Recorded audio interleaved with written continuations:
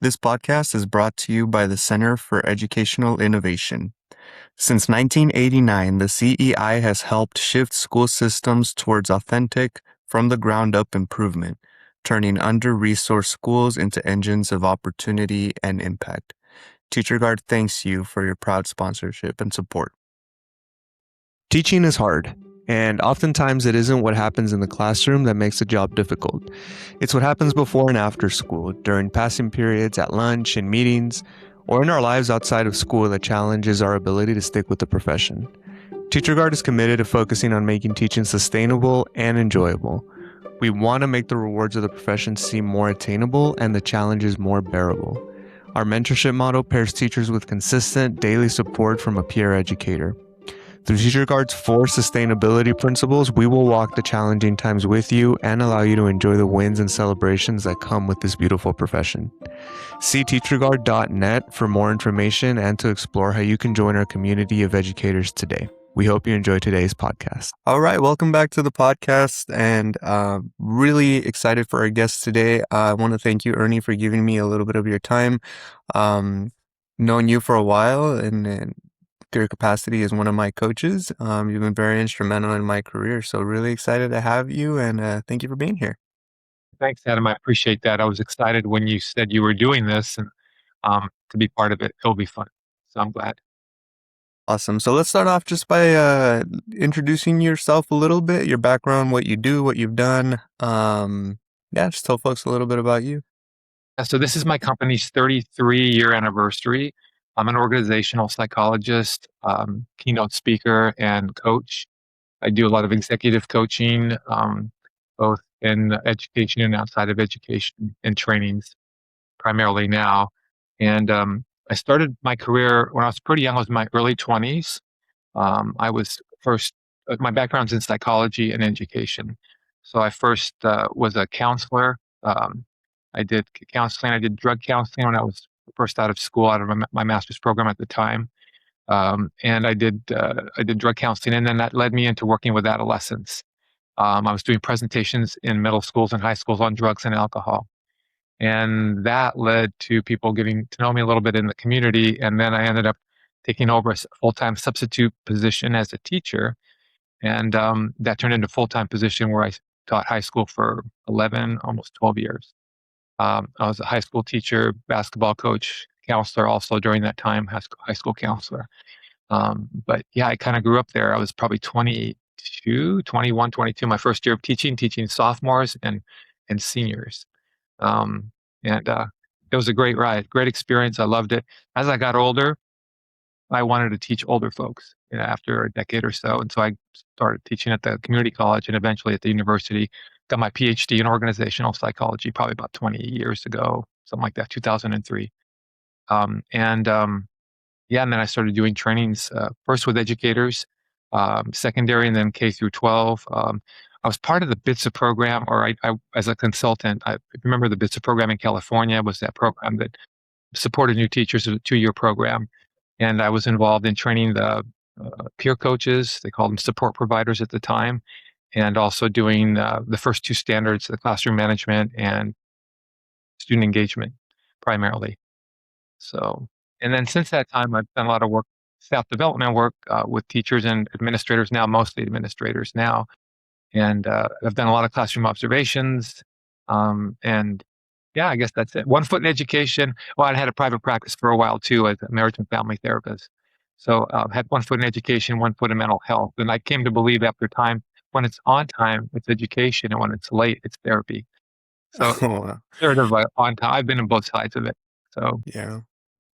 Well, and with that, right? So you've had firsthand experience in the classroom, and now over the course of your career, you've experienced coaching educators, leaders in education, yeah. and folks outside of the field as well. So one of the reasons why I was so excited to interview you is because you've had this breadth of experience, and so when thinking about the challenges that you see folks face, particularly when it comes to sustainability in teaching, just staying in the profession.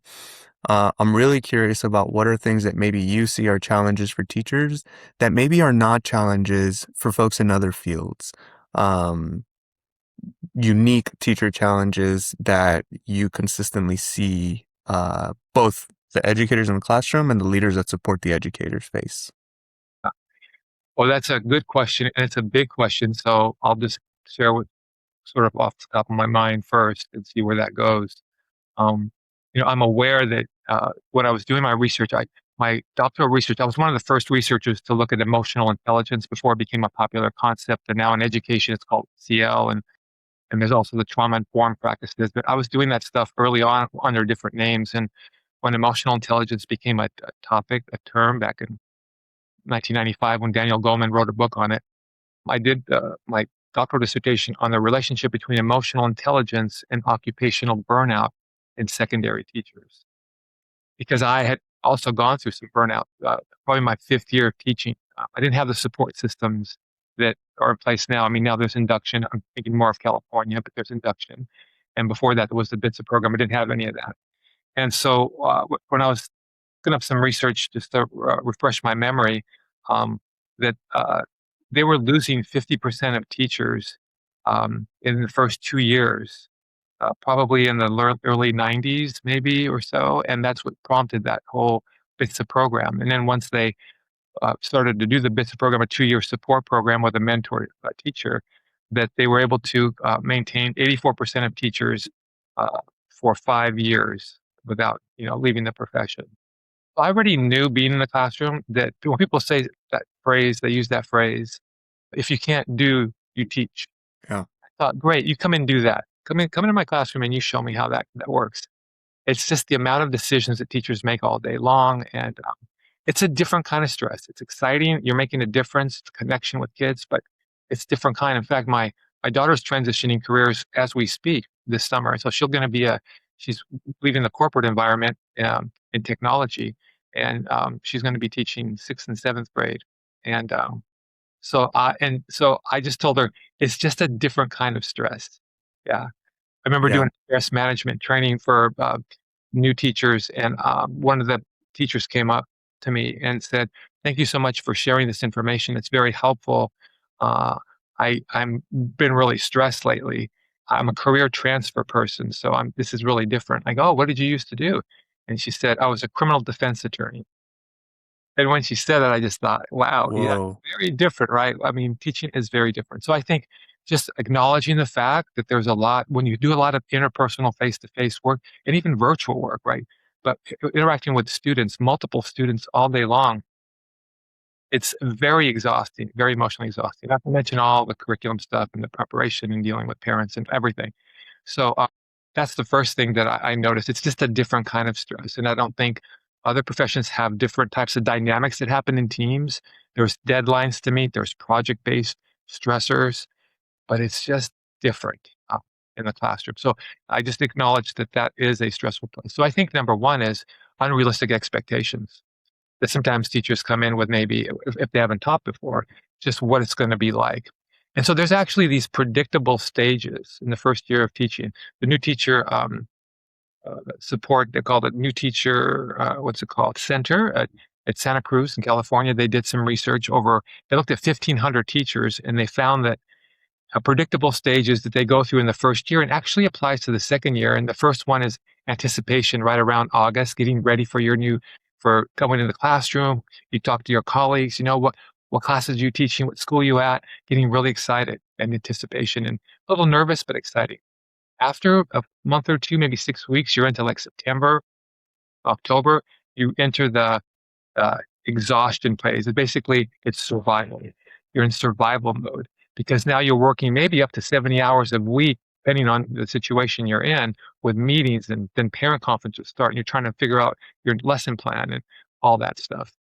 And then you make it to November, December, and you're in a disillusionment phase, dangerous phase, because this is where Black people say, what am I doing here? Maybe I don't even want to do this. And I've talked to many teachers in that phase where I had to sort of coach them to say, hey, don't make any major life decisions when you're in the middle of this kind of stress. Maybe wait till the end of the year if you can. And then you can, over the summer, you can reflect. And very often they'll figure it out at that point. So they're in this disillusionment phase. And then January comes, they've had their winter break, and February comes and they're feeling a little bit more rejuvenated.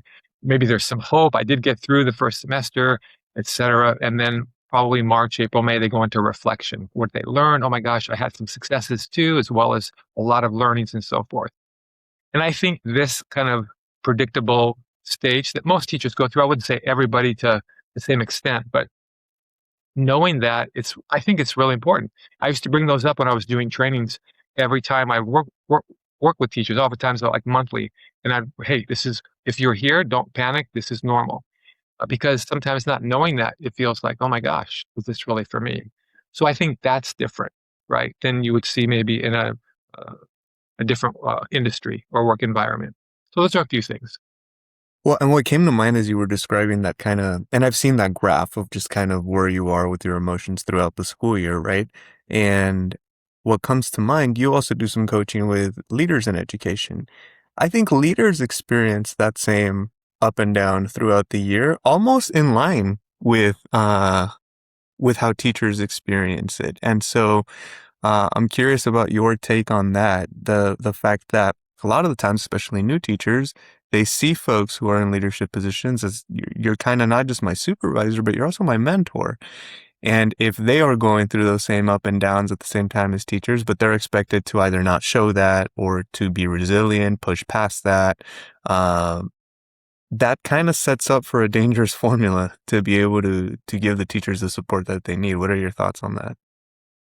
Yeah, I think, well,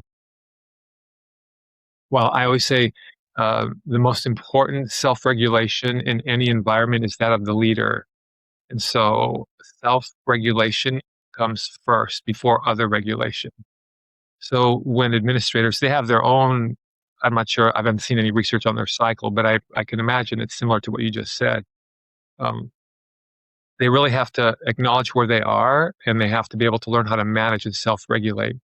And part of the tension is, like you said, the whole idea of we need to be transparent in leadership these days and so forth, but also having boundaries. What do you communicate to your staff? How do you support them? How do you acknowledge what you're going through in a way that's professional, but still hopeful? So just acknowledging that. People want to feel validated when they're going through different experiences.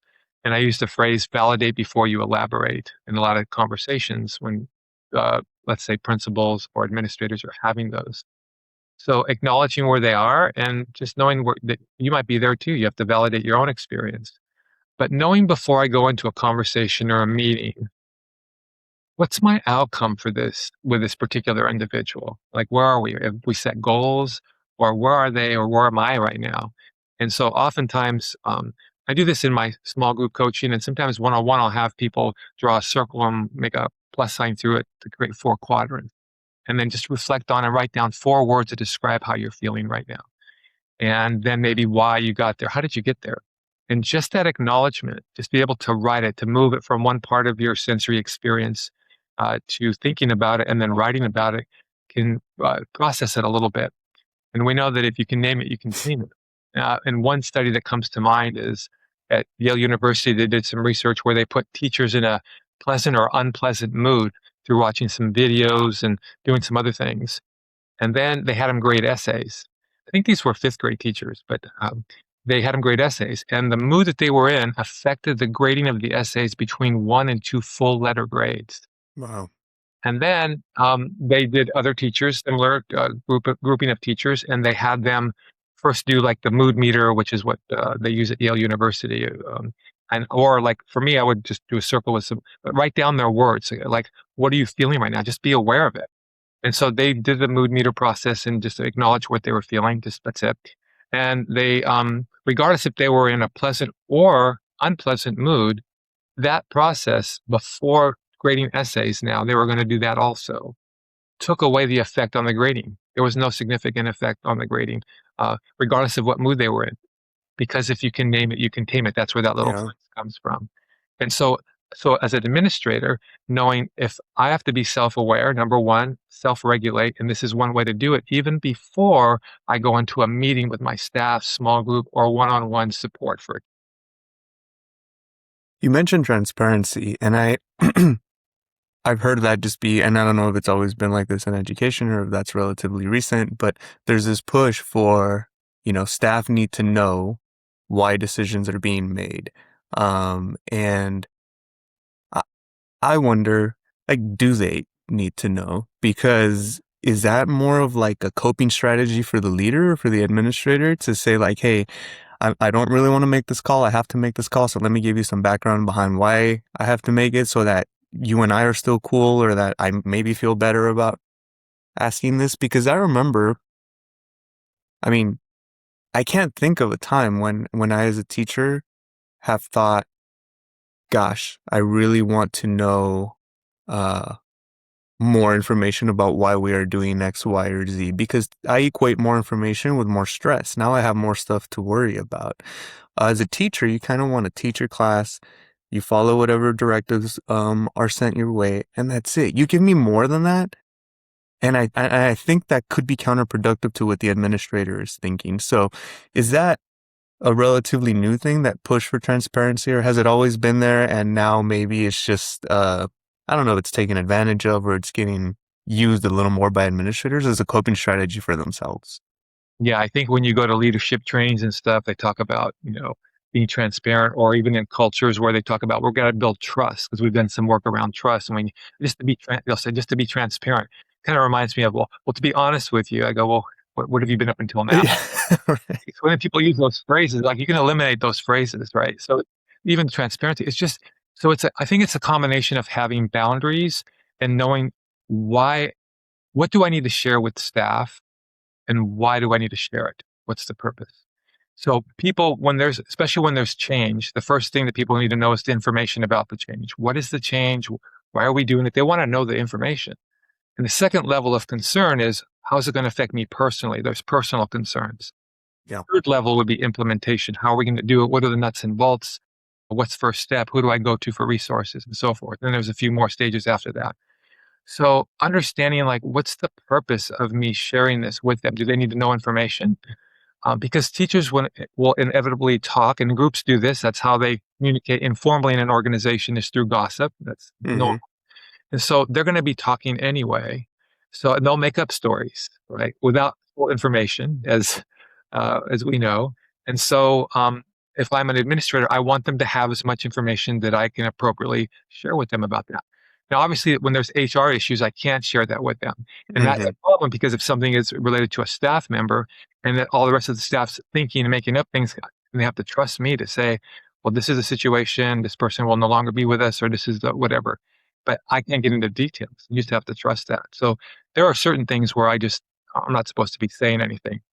I think the biggest challenge for leaders is to communicate to staff what you've been given above, let's say at the district level or wherever, to be supportive of whatever that is because you're the leader and it's an initiative you have to basically move forward to do that in a way that's you have integrity if you don't really care for it or there's some holes in it that you don't agree with.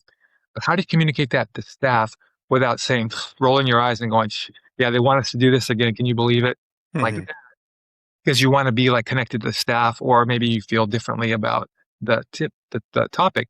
But to be able to be at a higher emotional maturity where I say, there are parts of it that I have questions about, and this is the direction we're going, and this is my understanding of why we're going there.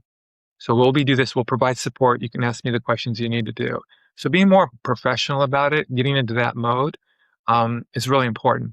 And sometimes when, you want to be as administrator buddy buddy with your staff and because, you see them every day, uh, sometimes it's hard to come across that way. Either you're coming across like, I'm not saying anything like, oh, or Yeah. you are being too transparent, I guess, or too open. That's not boundary. It doesn't have a boundary to it. So I think it's kind of a blend of those.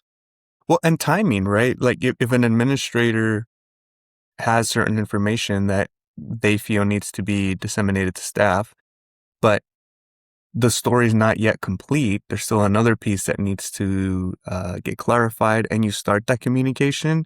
Now you've left staff hanging with, we know part of the thing may change, the thing may not happen at all. And so all you've done is transfer anxiety that you may have been feeling as a leader to now your staff, who's now awaiting the next update, which they won't hear until much later or much after you hear it.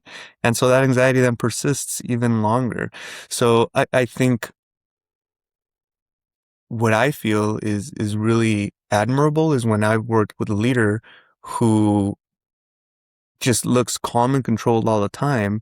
And then later on, for whatever reason, I find out that they were dealing with all of these things that just, they never portrayed any kind of stress over it, any kind of anxiety over it.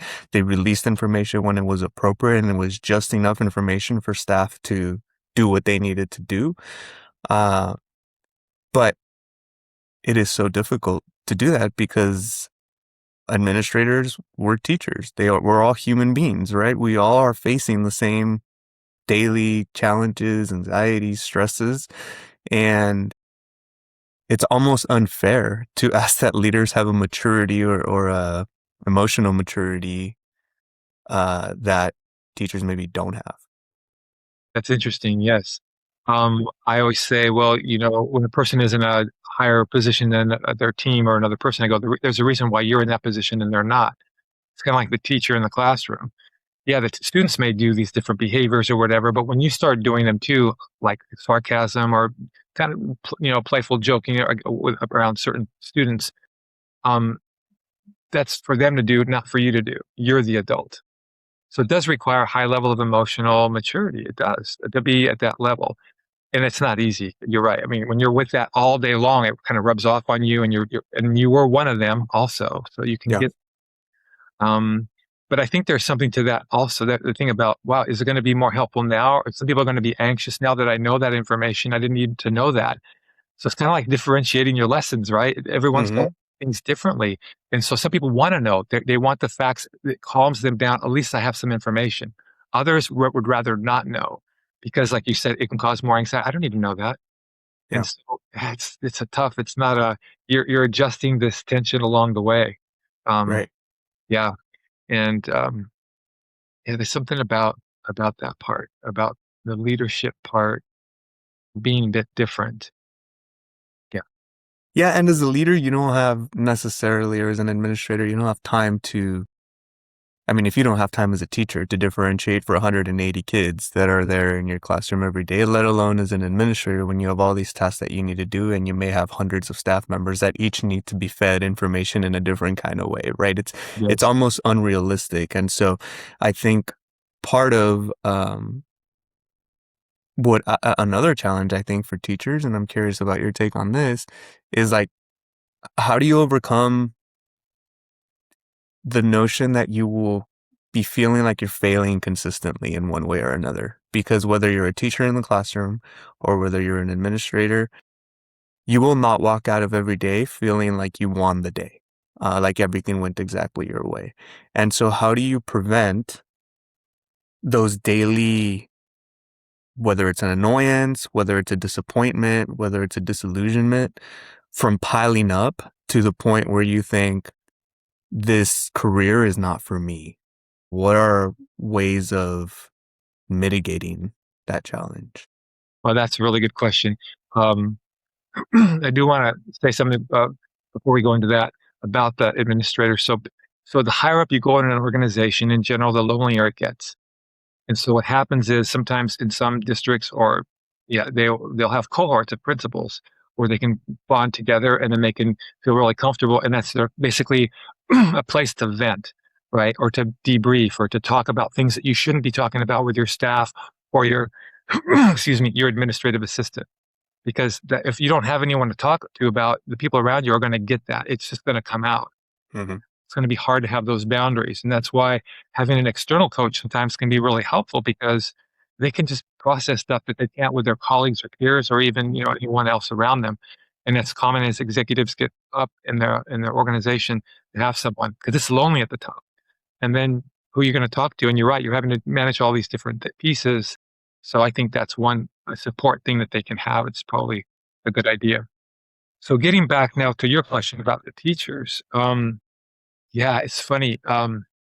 I've done work with the Honor Foundation for like 10 years, and they're a group that helps the special operations forces and military transition into civilian life. It's a great program. They've got all kinds of great support mechanisms, and I've done some work with them on communication training and things like that. And it's pretty much like, I'm just going to use the SEALs, for example, SEAL teams. Like, they pretty much set you up for failure. The people who've been successful their whole life, and there's high level people that get to make the cut, right? In order to get to try out for the teams. And they'll be super athletes, right? Great physical specimens. They've had all kinds of awards, maybe, gone up to the Olympic level, certainly world-class collegiate athletes, but they're not used to failing. And so what the supervisors and that run, I've often talked with them about this, and they said, set it up so you will fail. It's not an option. You will fail. And we want to see how you're dealing with failure. And a lot of the people who come in that look like the shiny stars, they're the first ones to quit because they're Yeah. not used to failing. That's just not, it's always about success. So getting used to failing is like part of it. And then you just get up, you just get up, you just get up, you just get up. And so that's a different kind of mindset. But I think when I'm working with teachers, what I have, I've shared a couple things. One is they have to adjust their rules for success. So a rule for success is, what do we carry internally with us on a day-to-day basis that makes us think like this was a good day today? So if one of my rules, I'm going to do two extreme examples. If one of my rules for success was I show up to school, all the students do everything that I ask them to do, everyone turns in their work, staff meetings are very productive, there's no conflict, parents call me and tell me I'm doing amazing, and all my students were just on their best behavior. That's what it takes for me to have a good day. And if anything short of that, gosh, it was a tough day. That would be an extreme, right? How often would I experience success? Not very often. On Right. the other extreme, if one of my rules for success is, hey, if I get up in the morning and I land on both feet and I can make it to the bathroom and then get dressed and go to work, that's a good day. That's a good day. That would be an extreme example. So we talk about in the middle there in that continuum, what are some rules for success that are useful for you versus ones that are not useful? Like making the mistake, making errors. You're going to drop stuff. It's just going to happen. How do you respond to that? And also thinking about, hey, if I can make a connection with several kids today, that's going to be a good day. Or if I can give directions in a very clear manner, if I'm a new teacher, or if I can get through one class fairly organized with whatever, like set up rules for success metrics that make sense at this point in your career, and then use those and absorb those and take those in. So I think that's one thing. Also knowing that you are going to quote, if you want to use the word fail, that's also, subjective, that it's okay to do that. That's part of the learning process a lot. Hmm. And then writing about it. Like before you leave school, I used to have a procedure I would do, especially on Fridays, but I might do it during the week. Before I left, I'd reflect back on any situations that were incomplete, an issue I might have had with a student or a class period, an administrator, a colleague. And if it was something that wasn't pleasant, it was frustrating or annoying or whatever it was, I'd write. I had a little process called the total truth process. I go from anger to forgiveness in 6 steps. And I would be very brief, quick. And I just reflect on it and I'd write it out. Or I could just do a regular writing, just how you felt about it. Write it all the way out. And then before I left, I would write it. And then on the way out, I would do two things. I stop at the faculty lounge. I shred it, that paper, and then I would wash my hands and I would visualize this week or this day, all the stuff that happened just going down the drain. Then I'd dry them off and I'd go into my car and I'd be fresh for whatever I needed to do that evening or in the weekend, especially. So having a ritual like that allows me to process, be real with what is, because during the week, sometimes during the day, there's not time for that. It's just everything builds up on top of each other and I have to kind of push it down for now because I got to get dealing with the next person in front of me or the next class in front of me. Same with administrators, same idea. So those are Couple of things came to mind as you were saying that. In recent years, I've come to feel like whether you're a teacher, whether you're a teacher leader or an administrator, a lot of the work that we do, I feel gets paralleled with salespeople, because we are constantly putting out pitches out there and trying to get folks to do something, whether you're a teacher, and you want your students to buy into a lesson, whether you're an administrator and you want your teachers to buy into a new initiative. And I recently heard a podcast about a sales manager who was tired of his staff feeling like they were afraid of all the no's that they were getting anytime that they were trying to sell something. So he put out there, here's $5,000. The first person to go out and get 100 no's to their sales pitch will get the $5,000. And at the end of a month, nobody was able to get that 100 no's. And so the rationale or the lesson, I guess, behind that was this idea of when you are thinking that you are going to fail all the time and you almost like search for it and get comfortable with it, um, the way that you approach the work changes, right? So if you're going to a house thinking like, no way that they buy this, you're going to be more inclined to go through the sales pitch and everything, because at the end you're like, well, they're probably going to say no, and I'm getting a reward for that. And that all of a sudden changes our body language. It changes the words that we use. It changes the confidence that we portray. And you inadvertently get more yeses. And I think, thinking myself as a new teacher, I always felt like I need to convince my students that this is the greatest lesson in the world. And I'm going to try to pitch to all 180 of them across every class period. And my disappointment came when out of those 6 lessons, 2, 3 students were misbehaved. And I was so focused on those 2, 3 students that I ignored the 177 that were actually engaged. All of my yeses were not as important to me as those few no's. And I feel like that is also true for administrators. Administrators are doing great things all the time. And yet that one person who complained, that one sticky point that just they can't move forward with on that initiative, Yeah. that just dominates everything. And so your strategy of you have to start the day setting the conditions with what's going to make it a good day for you is so important, I believe, because ultimately, if you don't hear it from your supervisor, a win or a loss on the day is really on you. Is that what you would say? Yeah. Yeah, exactly. Ultimately, because I have to live with that. I'm on the way driving home, Right. reflecting on my day, how that went. And, but that's, you're bringing up that whole thing of the negativity bias, right? It's in us, right? Because for survival, our brain is more important, more preoccupied with surviving a situation versus pleasure necessarily. So, the negativity bias, we will find with that one person or that one evaluation or that those 2 or 3 students you mentioned. That's natural. We just have to be aware of it and then catch ourselves. That's the metacognition. I'm noticing I'm having a thought that, and then come back and refocus on what is working, right? And so you're not denying it. You're just acknowledging, wow, I got 170 something, and I got 3, and notice what I'm doing right now. But that's normal. So I think that's one thing. Another thing too, I like to use the phrase. I probably shared it with you in our meetings, but high intention, low attachment. Right, Mm-hmm. going in, I'm gonna give it everything I can. I'm gonna prepare, do the best I can to show up, and then life happens. Well, in teaching, your classroom happens. Yeah. It happens. And so, I'm gonna not try to worry about winning the game. I'm gonna just prepare myself to do the best I can in the game. And very often, if I do that regularly, then I'll start to get those wins. I will get them, but it's not my main concern because I can't control those things, right? That's the circle of influence. What can I control?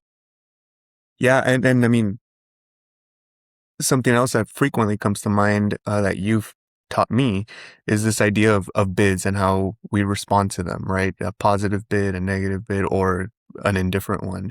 And I think of my time as a teacher, and the bids that probably affected me the most were those of indifference, because the negative ones, I at least knew how you felt, right? Like, you didn't like what I said. You didn't, I can try to fight you on that, or I can try to pitch this in a different way.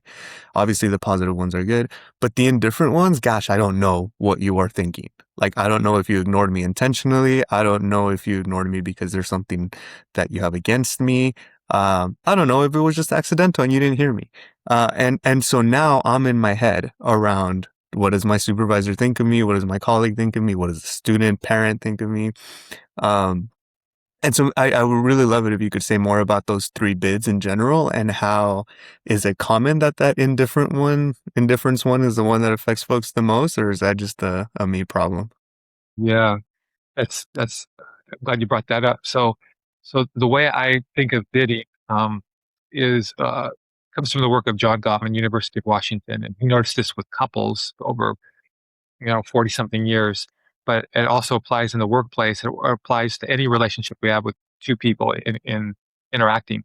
So the person who's a bidder is the one who initiates the communication, right? They initiate whatever it is, a text, email, a comment, whatever it might be.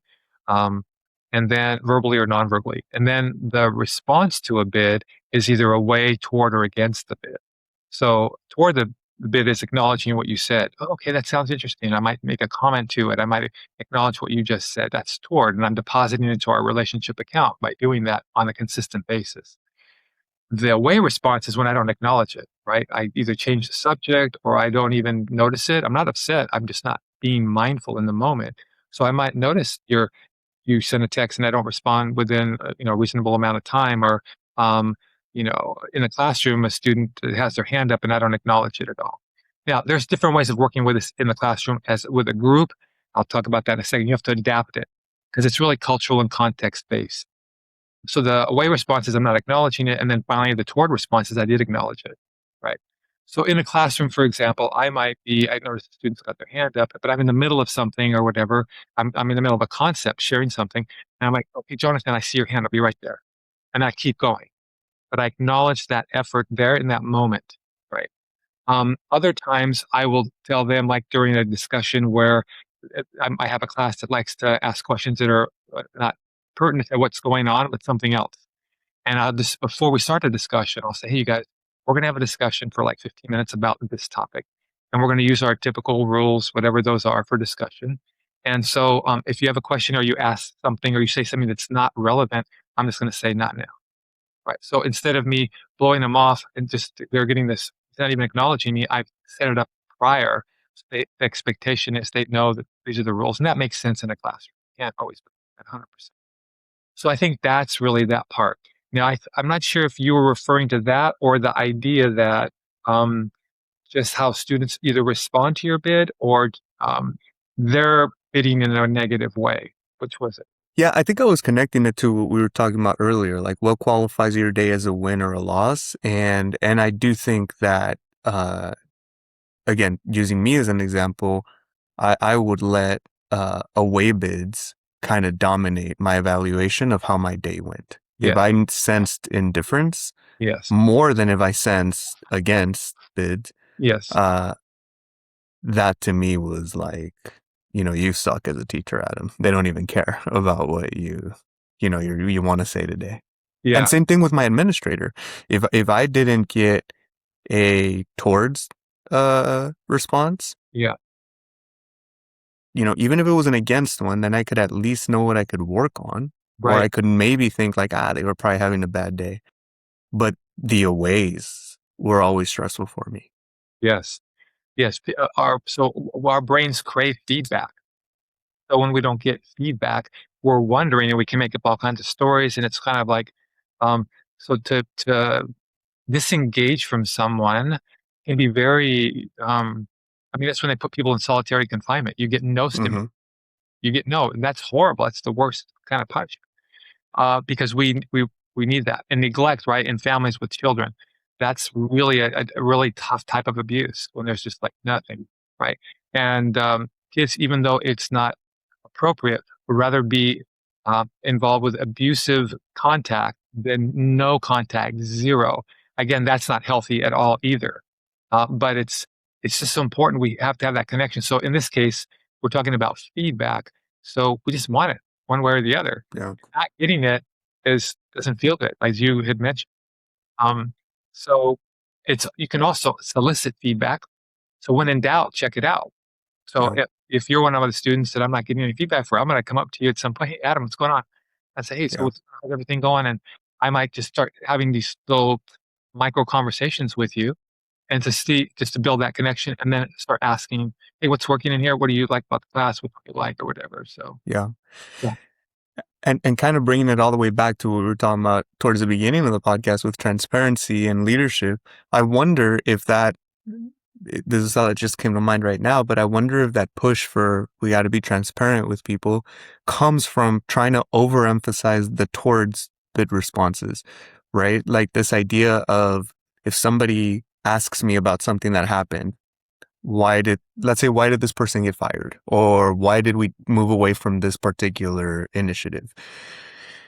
As a leader, if you want to overemphasize the towards, you might be like, well, let me tell you, they were doing this and this and this and this. And you might be thinking like, I'm buying some kind of, additional trust with this person. I am overly acknowledging what they asked. And as a result, we're going to have a positive relationship going forward. Whereas if somebody were to respond to me that way, if I asked, I wouldn't, but let's say I asked, hey, why so-and-so no longer working here? And they would tell me all the details, I would lose trust 100% in that administrator because now I'm thinking, gosh, man, anything that I have that I would imagine would be confidential with that person is now not. It was so easy for them to share that with me. So I wonder if there's a relationship there that you see between, again, trying to overemphasize that towards bid response with where this transparency idea is coming from. Yeah. So again, for me, that comes back to boundaries. I have to Yeah. know boundaries. And generally speaking, I think we talk too much. And I think Yeah. administrators talk too much. I think teachers talk too much. And so there we start becoming like Charlie Brown, blah, blah, blah. It's what kids hear all day long or what staff might hear. So saying less and being more succinct and thoughtful before you speak is really an important skill to develop. Also, there's probably three levels of when people ask you for something. Hey, tell me what happened to so and so, or whatever the question is. And sometimes because either we have this need to vent or, like you said, to overcompensate, and I want to make sure I'm acknowledging what you want, I might go to level three, which is all these details, which are not necessary. So level one is just saying, I say, hey, how was your break? You just came off of a break, right? Your vacation here. So I go, how'd it go? And then you might go, hey, it was really great. Had some good times. We did some stuff. We traveled a little bit and came back, mostly family, but a little bit of sports stuff. Boom, that's perfect. That's level one. You gave me great. If I'm interested, I might ask more questions, or that would be enough. Level two is, yeah, we did that, and then we also did some other things, and blah, blah, blah. And level three would be, yeah, we spent 5 days over here. I got to go like every day, and then we did this, and it was really cool. You give me all these extra details. But a lot of times when someone asks us something, we might go to level three in our response, or even level two. That's not necessarily what they want. And to be safe, just be succinct, say the little bit top, and if they're interested, they'll ask more. In Hmm. the case you talked about, when it's something like that, I might just say, yeah, they're on administrative leave and there's some investigation going on. So, yeah, that's what's going on. How are things in your classroom? Yeah. And that's what I would do, right? So that would be level one. Because I'm still saying it, I'm still acknowledging it. As long as I acknowledge it, right? That's all. Or I can see you really want to know. Here's what we know at this point. What I'm comfortable sharing. So you're still acknowledging a bit, Yeah. but not overdoing it or giving too much detail. Yeah. Yeah. And I mean, just to circle back, right? It all comes down again to that emotional maturity, both as a teacher in what you are asking, and what you're dealing with, and as an administrator in what you are saying and to who and when. Yeah, that's the emotional intelligence, right? If you want to use that term, it's self-regulation is like at core of that. So, yeah. It's constantly regulating myself and what I say. I don't have to say everything I think. And so people sometimes think, well, if they do that, no, emotional intelligence means saying the right thing at the right time with the right person in the right way.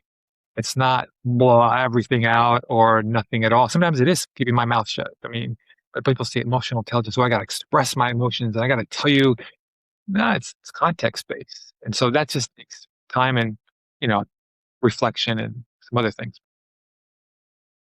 Agreed. Well, Ernie, I like to wrap up these podcasts by asking folks kind of like a scenario question. And so in this case, let's suppose that we're in summer. Most teachers are on break. Let's suppose somebody is finishing up their first or second year teacher. They're tired, they're burned out, and you're having a conversation with them and they're saying, hey, I'm considering, looking at a different profession. I don't think this is for me.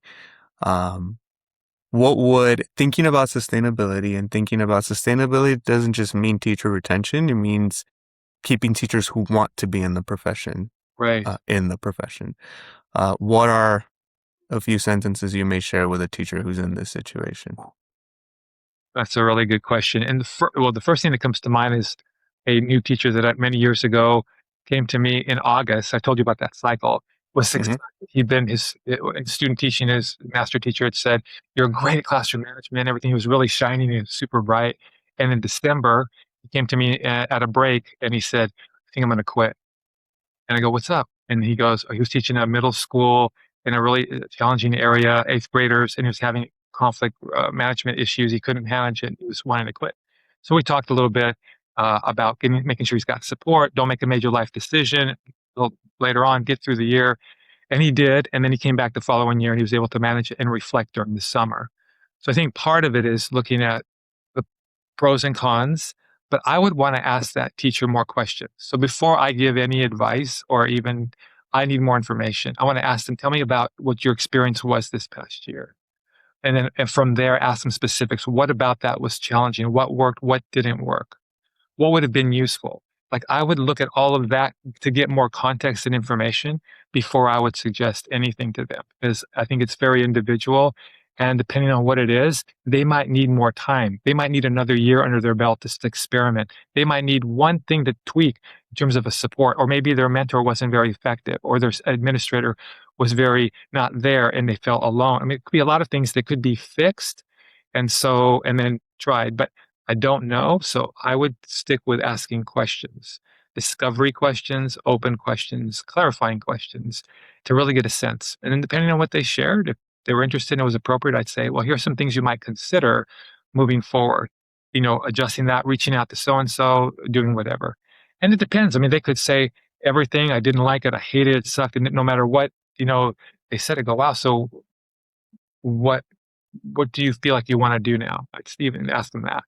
Because, saying that I don't know if I want to keep in the profession, that's their emotions, right? They're just Right. and so we just need to go underneath it. Is that what you really want? Do you want to quit? You want to leave teaching? Is that what you want? Very often they just want things to change, just to be different. But it could be the case that they are. It's maybe not for them. So I would definitely ask the questions first. Excellent. Well, thank you again, Ernie, for the time that you gave me here today. This was a wonderful episode, a lot of great stuff in here, and I really appreciate the work that you're doing, and certainly been transformative in my career, and I really happy to have you on. Thank you for your time again. Thank you, Adam. I appreciate it. I love, as I've mentioned before, the way you think about things and the questions that you ask. So that was really fun to do this with you. So thank you. All right, Dr. Ernie Mendes, thank you very much. Thank you for listening to today's episode. If you enjoyed it and found it helpful to your teaching journey, please don't forget to like and subscribe on YouTube or through your favorite podcast platform. We also appreciate any and all reviews or comments you leave. Thank you for joining us today, and tune in next week for our next episode.